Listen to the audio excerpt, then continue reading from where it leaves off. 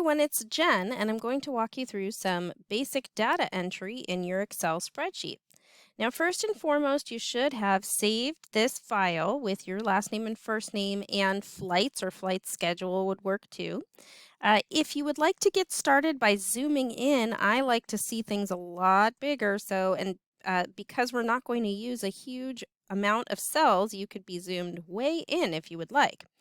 We're going to start by making cell A1 the active cell.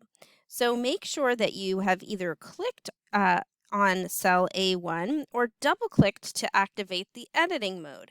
Notice that when you're in that editing mode, your tools are going to be grayed out here, and that's perfectly okay. And you're just going to type in flight number.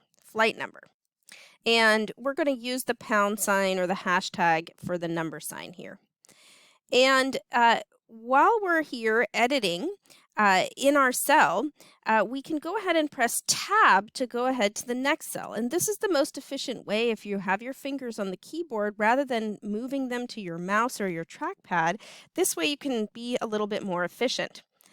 You can actually just begin typing. You don't have to go into editing mode by double clicking. You can just begin typing depart, and then you can hit Tab again.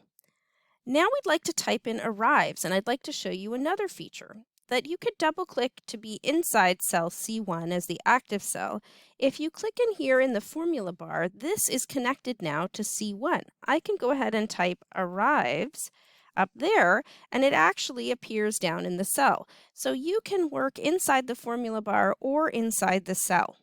Now make sure that you save as you work. And next, we would like to go ahead and head down to cell A2. Now, I could go ahead and press Enter to get out of here, and it will take me down below cell A2. I could use my arrow keys to move around here, up and down. I could use Tab to go to the right. I could use Shift Tab to go to the left. And I'm going to begin by entering my numbers.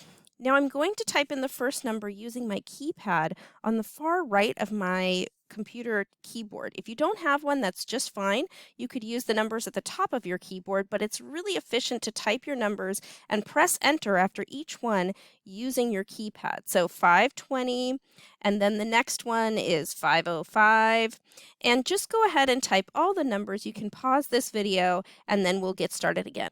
All right, did you get them all in? Make sure that when you're in your final cell, you can go ahead and practice using the arrow keys to move around between the numbers rather than between the cells. In the next video, you'll learn about sorting these numbers into the proper number order.